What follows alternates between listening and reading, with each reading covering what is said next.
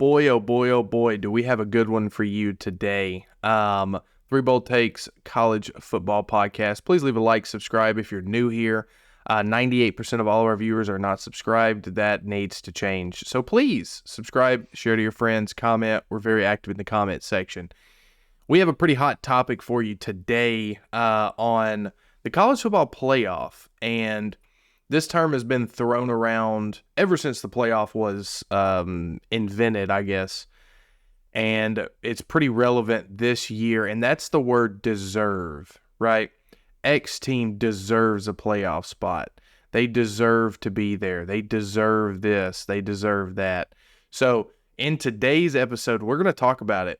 Is that a relevant argument, or should the eye test and analytics mean more than the word deserve in the eyes of the College Football Playoff Committee? I'm going to pass it to Chase and let him start us off because I believe he's pretty passionate about this topic in particular. Yeah, Freddie, I'll just tell you this. It's a load of horse crap. That's what it is. The term deserved, and I got this from, we did a Florida State video last week, and I had some pretty strong feelings about an undefeated Florida State making the playoffs with a backup quarterback. Had Florida beaten them last week, Florida didn't win. But I'll tell you this, Florida State's offense made Florida look like one of the top defenses in the country. And if they had a competent quarterback at Florida that didn't make so many mistakes, there's a chance that Florida State loses that game. They got lucky. Okay. But I was reading some comments. Chase, you're an idiot. Chase, you don't know what you're talking about. Chase, get a girlfriend. Chase, you smell like beef and cheese. Stuff like that, right? And I kept seeing, oh, well, Florida State goes undefeated, they deserve it. Oh, if Florida State does this, they deserve it. If they're 13, they deserve. No, they don't. Oh, but Chase, TCU last year, they deserved it and they got in. The poll last year from where TCU got in, there are not 3 or 4 other teams last year that are sitting there with a better overall team and a better chance of winning the playoffs than TCU last year. This year, behind Florida State, you have Oregon, that's a 1 loss. Alabama, that's a 1 loss. You have Texas, that's a 1 loss. You got Washington. If they lose to Oregon in the championship game, you got a lot of options. So that's why it's different this year. Let me go ahead and say that is why it's different. But also, let me go back to the deserve. Did TCU deserve it last year? Sure. And guess what? Michigan didn't scout them and they lost. Okay, TCU won, all right? But then we saw what actually happened to a deserving team in the playoffs against Georgia. The ultimate goal to get into the playoffs is to win a championship. That's simple. So the pat on the back, hey, here's a upwards award trophy for you because you got into the playoffs because you deserved it. No, you shouldn't. If you cannot legitimately compete and win a championship inside the top 4, you shouldn't be there. You shouldn't be there. And Florida State this year, if they go undefeated and they barely beat Louisville as well this weekend, they don't deserve to be there because we saw what they made Florida look like. Florida looked like a top 25 team this past weekend to me. And if they had their starting quarterback, Florida State would have lost. Florida State did not look good. And the notion of, hey, this team deserves to be in, Chase, they're undefeated. Yeah, but if they're not as talented as the other 4, they shouldn't be there. Michigan would win by 14. Oregon would win by 10. Georgia would win by 28 against this Florida State team right now if they played on a neutral field. Alabama probably beats them by double digits. Texas might win by 7. But I don't think Florida State has a chance to beat anybody else in the top 4 with a backup quarterback, regardless of record. The eye test proves that this team is not a top 4 team in the country and needs to be thrown out of the window when it comes to playoffs. Quinn? Real quick, Quinn, I want to mention this, and then you go. It's not a take or anything. Chase, I want to give you props. You were actually one of the first people I ever heard mention the term Florida State could be left out of the playoffs, right? Now you have these top tier guys on television saying there's a chance that they could be left out altogether even if they are undefeated.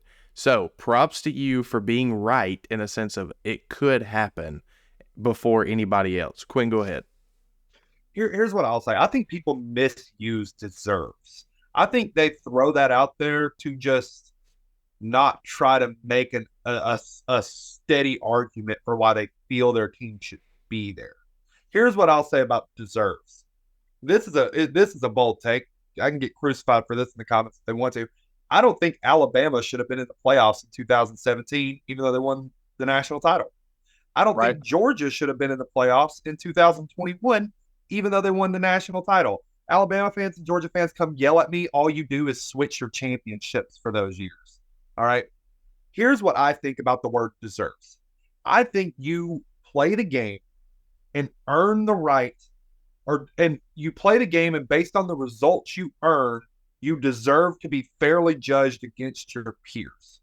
So what I mean by that is if Florida State goes undefeated, because let's be real, this is who we're talking about with this particular topic.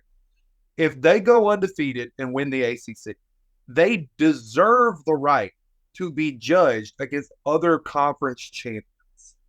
How do we do that? I don't like the eye test. I think eye test is bullshit. All right? And what I mean by that is you can say, oh, I think Alabama's going to beat Florida State by 14. Vegas thought Alabama was going to beat Auburn by 17. Did that happen? No. Vegas thought Michigan was going to beat TCU last year by multiple scores. What happened? So I don't care what you think someone's going to do. What I care about is what does your strength of record say about you? Because you can't lie about that. This is who you've played and how you've beat them and how they've performed through the rest of the year. I'm a pretty hard, cut and dry person when it comes to my playoff seeding, and that is strength of record, conference champion. That's how I judge people. So, like right now, if conference championship week doesn't happen and nobody plays on Saturday, Michigan's number 1, Washington's number 2, Florida State's number 3, Georgia's number 4. The reason for that, their strength of records are 1, 2, 3, 4. And there are no conference champions in this world. All right.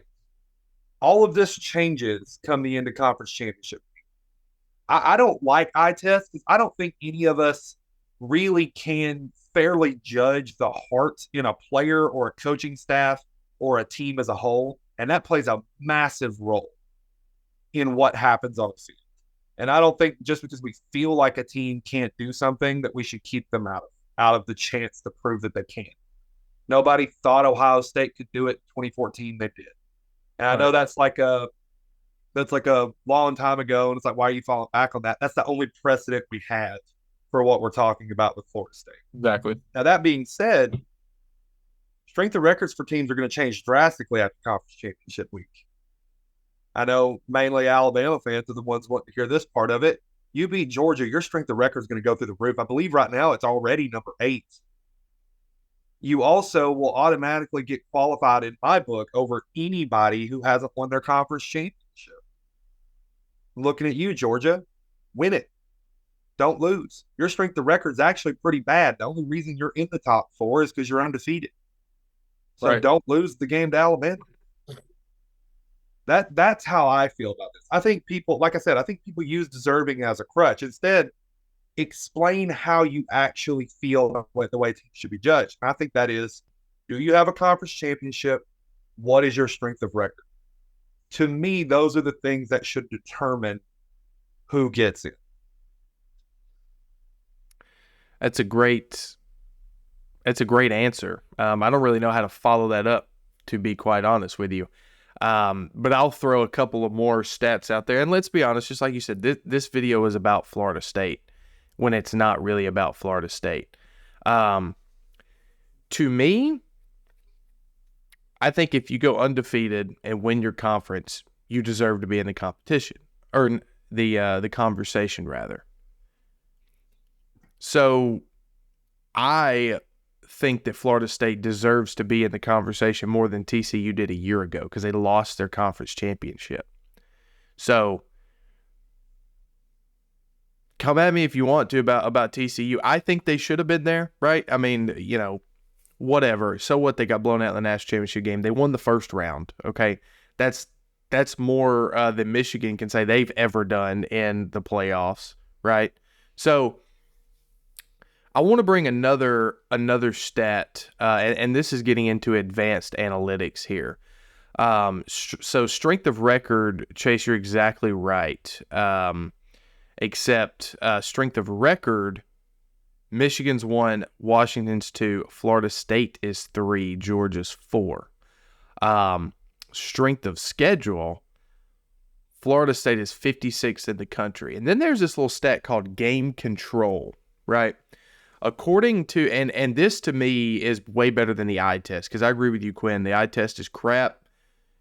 I don't care what your level of expertise is in college football. It's impossible to judge off the eye test just simply who's a better team when the game is fairly even, like it's a close game, right? But game control reflects the chance that an average top 25 team would control games from the start and all the way to the end given the schedule for a normal team, right? Florida State's 15th. So that means the amount of times that they've controlled the game and their schedule of the top 25, 15 other teams would be able to do exactly what they did so far this year, given the teams that they've played. And I think that's a testament. And listen, that may not be Florida State's fault, right? The ACC is not the conference that it needed to be this year for a Florida State to get the benefit of the doubt, right? Right. So if you go back and let's say Clemson's a top 10 team and they went into their house and beat them, completely different ball game. And it's crazy that one team makes all that difference in the world, but it does when you look at an Alabama, right, that has a win over Ole Miss. You look at Georgia that has a win over Ole Miss and Missouri, like Michigan, a win over Ohio State and Penn State. Even if they lose the conference championship game, they still have a better case to make it than Florida State based upon your resume and everything's included. Right. So I like your definition, Quinn, of deserving the right to be fairly judged by your peers. I love that. I don't like that you're deserving simply because you won your conference. So considering there's 5 conferences, 4 spots, that in and of itself does not mean you should be in overall. Yeah, and let me add this for people that have watched to the end of this video, right? And you're probably pissed off. You're going to hit the comment section soon, or maybe you already have, guys. Thank you for that, by the way. We'll talk to you soon. My thing is the teams that are in the Bay Area, the teams that are waiting, the teams that are in the garage, they're just sitting there. Oregon, Ohio State now, Texas, Alabama, right? Now, if everything goes to plan for Florida State, Alabama loses their conference championship, Oregon loses, Texas maybe wins, Ohio State isn't in the conference championship, right?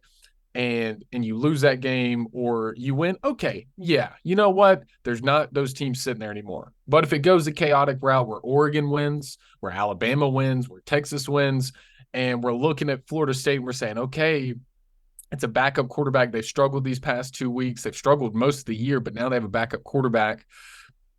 Who do we think is going to compete better on these fields?